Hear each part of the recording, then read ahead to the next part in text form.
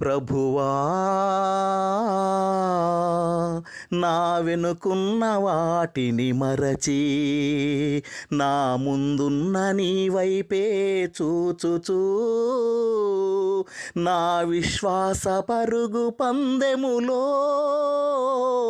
నేను బహుమానము పొందునట్లు నా గురి యొద్దకే నన్ను చేర్చుము.